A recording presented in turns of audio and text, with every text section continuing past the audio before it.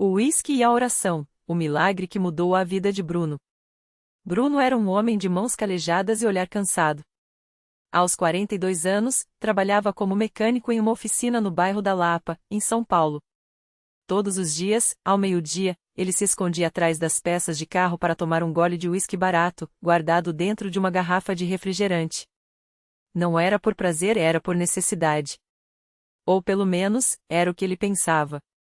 Há 3 anos, sua esposa, Marisa, havia sido diagnosticada com esclerose múltipla. Os remédios eram caros, as crises, frequentes, e as contas se acumulavam como uma avalanche. Bruno trabalhava até tarde, aceitava qualquer serviço extra, mas o dinheiro nunca parecia suficiente.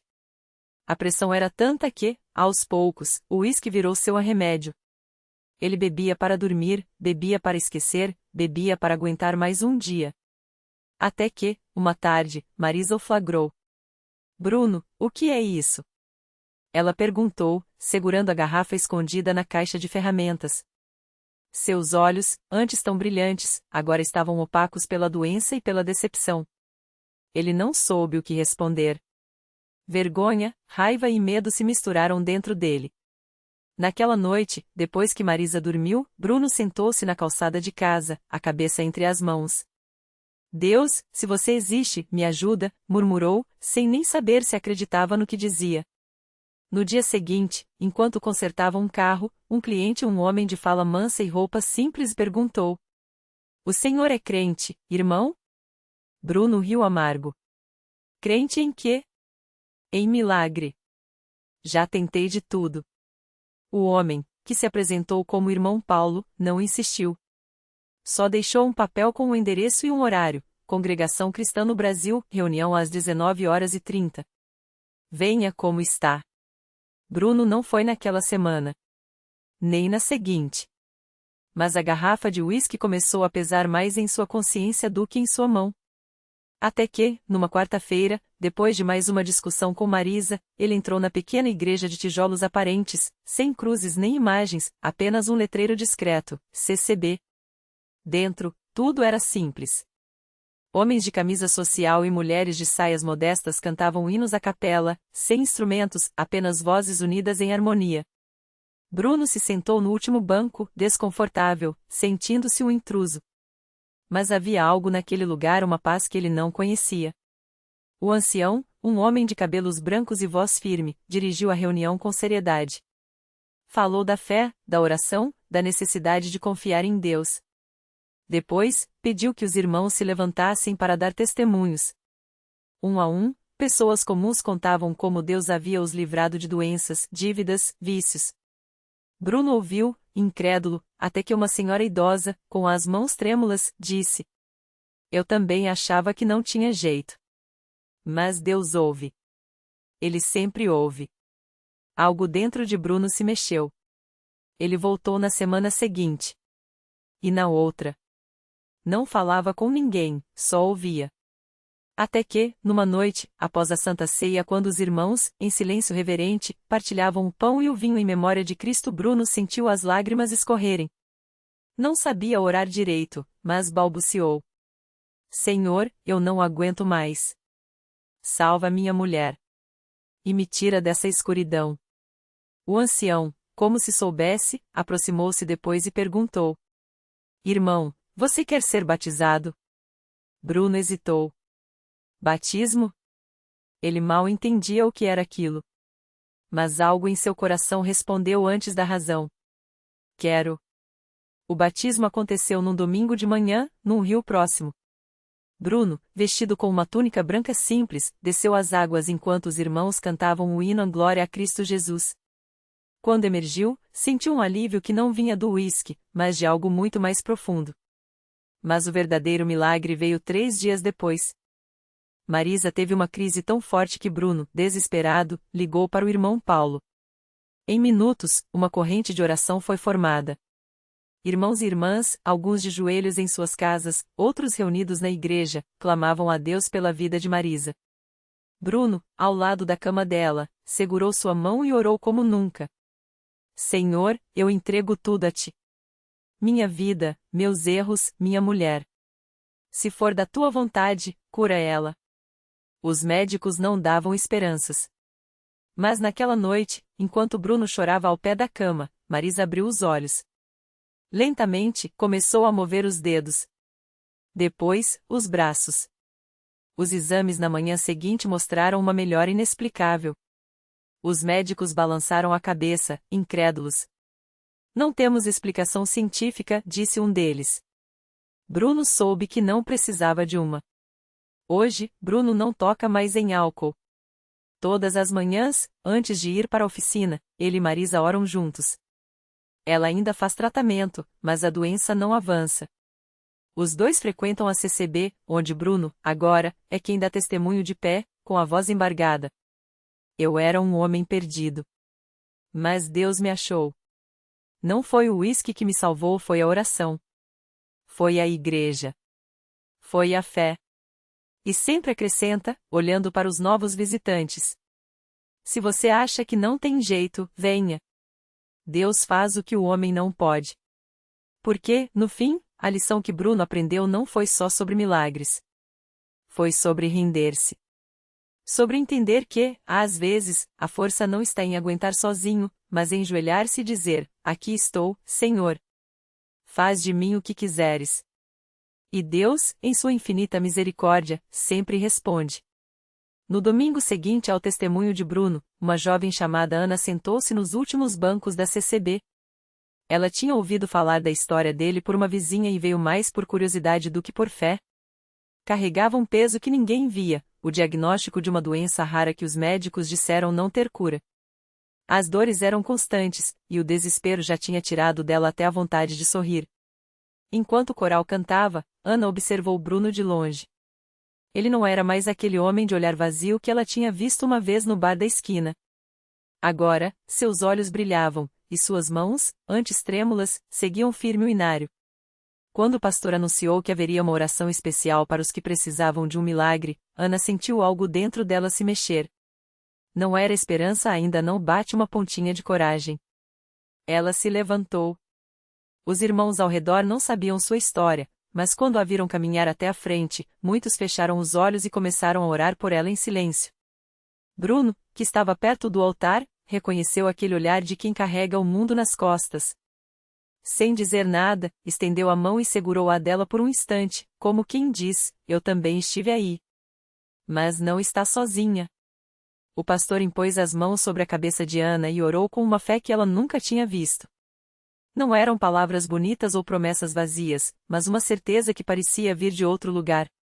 Senhor, Tu és o mesmo Deus que sarou o cego, que ressuscitou Lázaro, que transformou a água em vinho. Hoje, nós te pedimos, toca nesta filha tua. Não pelo que ela pode fazer, mas pelo que tu já fizeste na cruz. Ana sentiu um calor estranho percorrer seu corpo, como se algo pesado estivesse se soltando. Não houve gritos, nem luzes, nem nenhum sinal espetacular, apenas uma paz que ela não conhecia há anos. Quando abriu os olhos, as lágrimas caíram sem que ela pudesse evitar. Nos dias que seguiram, Ana continuou indo à igreja, mesmo sem contar a ninguém sobre sua doença. Mas uma manhã, uma semana depois, ela acordou e percebeu que a dor que a acordava todas as madrugadas, simplesmente não estava mais lá. Assustada, correu para o espelho, tocou o próprio rosto, como se quisesse confirmar que ainda era real. Depois, pegou o telefone e marcou uma consulta de urgência. O médico, um homem cético que a acompanhava há meses, examinou-a em silêncio. Refez os exames. Olhou os resultados. E então, com a voz embargada, disse algo que nunca tinha dito a um paciente: não consigo explicar. Mas está tudo normal. Ana não gritou, não pulou de alegria. Ela simplesmente sentou na cadeira, cobriu o rosto com as mãos e chorou. Não de alívio, mas de gratidão. Porque, pela primeira vez, entendeu que milagre não é só o corpo sarado, é a alma que encontra um lugar para descansar. Naquele mesmo dia, ela foi direto para a CCB. Não para contar sua história, mas para agradecer. E quando Bruno a viu entrando, sorriu, porque reconheceu naquele passo leve o mesmo Deus que tinha tirado ele das trevas. Agora, toda semana, Ana senta nos bancos da frente. E quando vê alguém novo chegando com o olhar perdido, ela não precisa dizer nada. Basta estender a mão, como alguém fez por ela. Porque na CCB, as histórias de milagres não são contadas só com palavras. São vividas. São compartilhadas. São provas de que, quando o homem diz não tem jeito, Deus responde, deixa que eu mostro. Ana não imaginava que aquele seria apenas o começo. Porque Deus, quando começa a agir, não para no primeiro milagre. Ele vai fundando, como quem constrói uma casa sobre a rocha pedra por pedra, fé por fé. Nos meses que seguiram, ela notou algo estranho, as dores que antes a acordavam de madrugada sumiram como se nunca tivessem existido. Os médicos, espantados, pediram novos exames, mas os resultados só confirmavam o que Ana já sabia no coração. Aquele corpo que os médicos tinham desistido de curar agora respondia a um médico maior.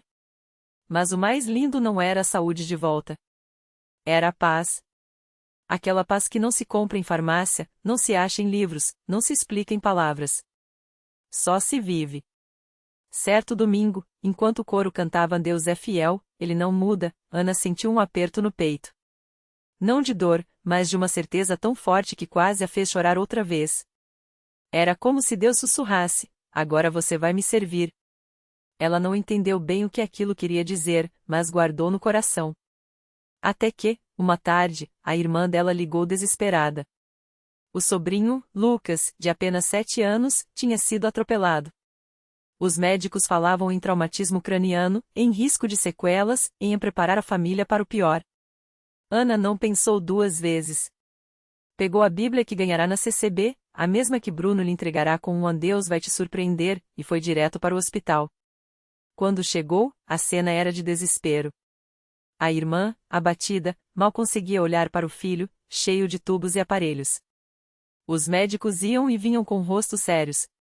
Ana se aproximou da cama, colocou a mão na testinha do menino e começou a orar.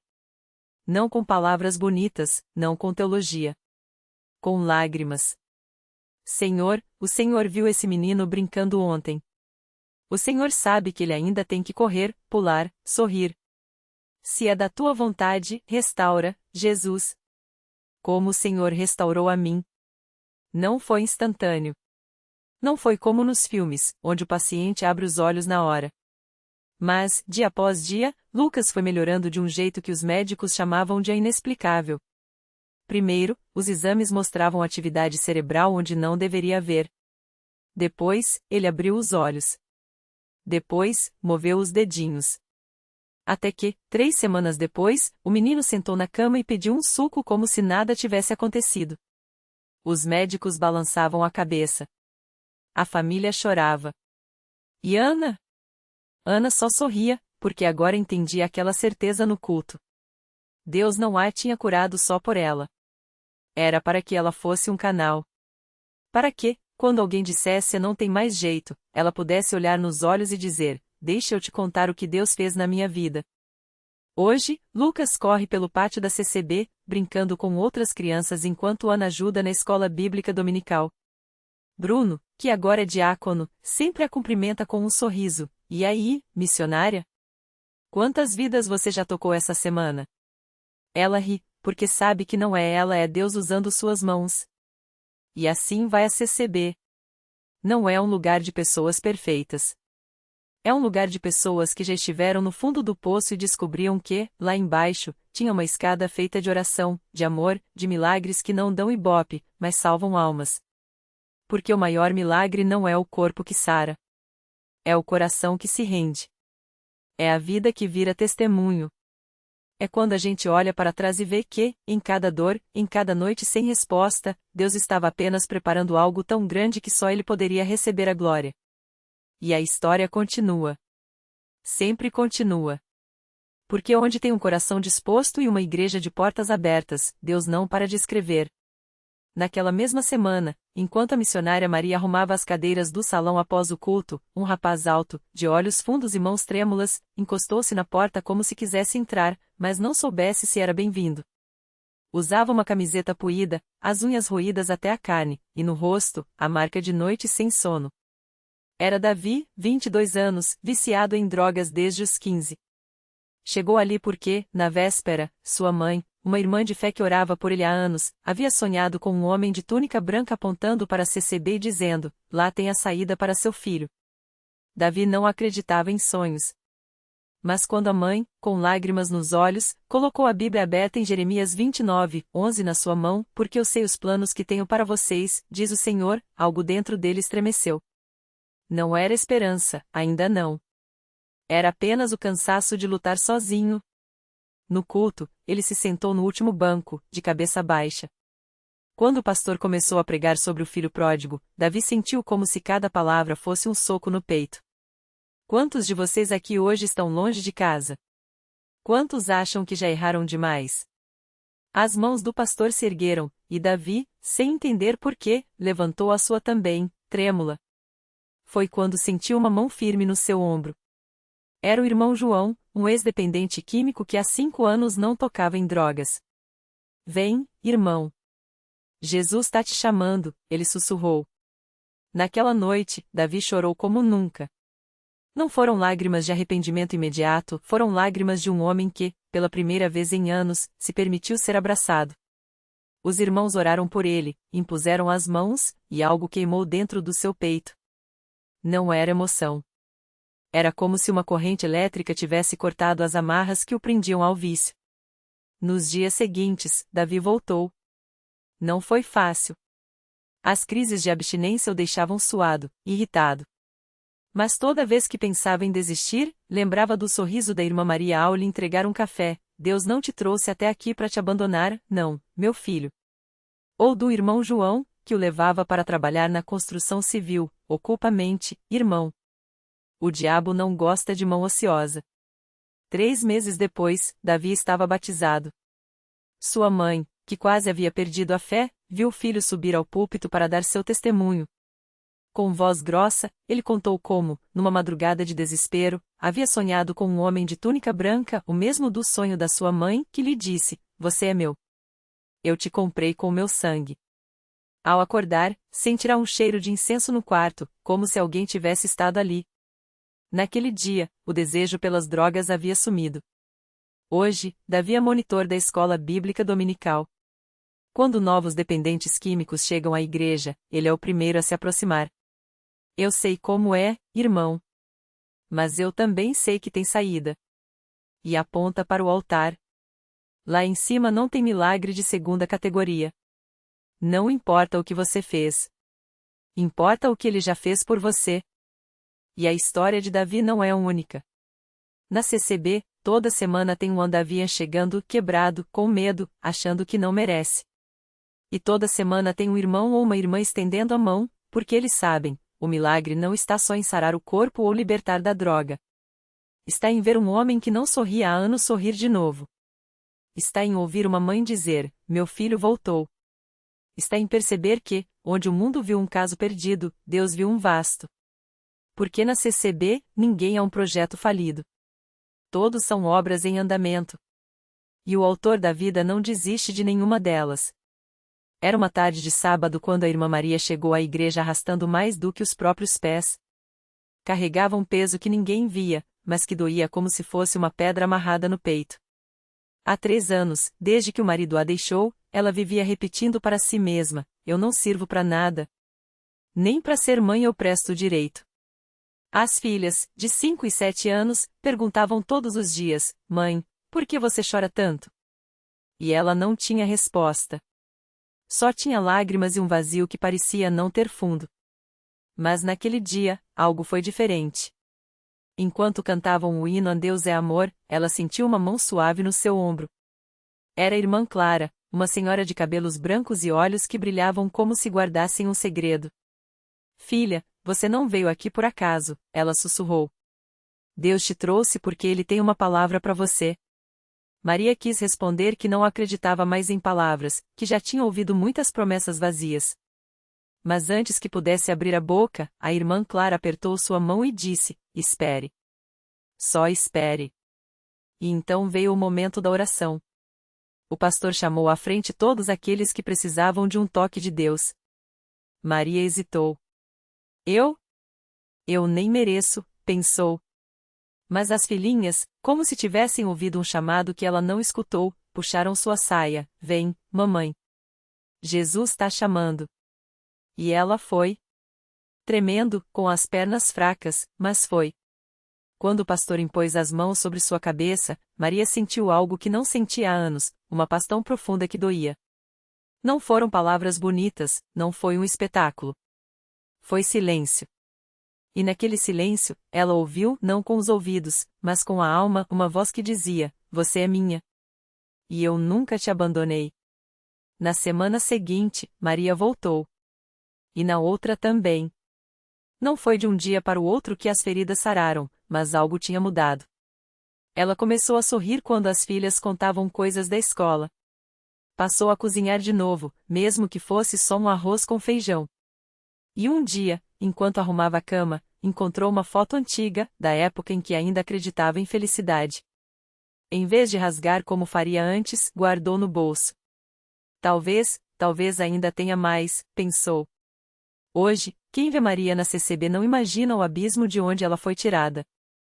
Ela está lá nas reuniões das mães, abraçando as novas que chegam com o mesmo olhar perdido que já teve. E quando alguma irmã chora dizendo que não aguenta mais, ela segura suas mãos e repete as mesmas palavras que um dia a salvaram: espere. Só espere. Deus não terminou contigo ainda. Porque na CCB, os milagres não são só aqueles que viram manchete. São os que acontecem no canto da cozinha de uma mãe que reencontrou a esperança. São os suspiros de alívio de um pai que, depois de anos, consegue olhar nos olhos do filho sem ver decepção. São as lágrimas que caem não mais de dor, mas de gratidão, quando alguém percebe: eu não estou sozinho. Nunca estive. E assim, a cada reunião, a cada culto, a história se repete. Alguém entra arrastando corações partidos, vícios, culpas, medos. E sai, não necessariamente curado de tudo, mas com uma certeza que nenhum problema do mundo pode tirar, a de que, naquele lugar, há um Deus que não apenas ouve, mas age. Que não apenas perdoa, mas restaura. Que não apenas promete, mas cumpre. Porque na CCB, o milagre não é um evento. É um processo. É a mão que não solta a sua quando você acha que vai cair. É a voz que sussurra levanta quando você já se conformou em ficar no chão. É a prova viva de que, não importa quão escura seja a noite, a luz sempre encontra um jeito de entrar. E quando entra, nada volta a ser como antes. E então, o milagre se completa. Não com trombetas nem relâmpagos, mas no silêncio de uma lágrima que cai sem dor, no suspiro aliviado de quem finalmente entrega o fardo. É o pai que abraça o filho após anos de distanciamento, sem precisar de palavras, o perdão já está nos olhos. É a mãe que recebe o diagnóstico de remissão e, pela primeira vez, sente o peso da fé ser mais leve que o do medo. É o viciado que acorda de manhã e, em vez do desejo pela droga, sente uma paz que não conhecia não porque a luta acabou, mas porque agora sabe que não luta sozinho. Porque o milagre, afinal, não é a ausência de stormos, mas a certeza de que há alguém no barco conosco, dormindo tranquilamente enquanto as ondas rugem. Não é a fuga da dor, mas a mão que a transforma em algo menor do que a esperança. E quando olhamos para trás, percebemos: as cicatrizes não sumiram, mas agora brilham. São provas de que, no lugar onde tudo parecia perdido, Deus esculpiu uma história de vitória. Reflexão final. A vida não nos promete um caminho sem pedras, mas nos garante um guia que conhece cada uma delas. O milagre não é a magia que apaga as feridas, mas a graça que nos ensina a caminhar com elas e, ainda assim, dançar. Porque a fé não nega a realidade, ela a transfigura. E quando menos esperamos, descobrimos que as coisas que nos quebraram foram justamente as que Deus usou para nos fazer mais fortes, mais compassivos, mais humanos. Lição de vida. Deus não nos tira do fogo, Ele entra no fogo conosco. E quando saímos, não saímos sozinhos, nem iguais. Saímos com Ele, e com uma história para contar. Porque milagre não é só o que vemos mudar, é o que nos muda enquanto esperamos. E isso, ninguém pode roubar.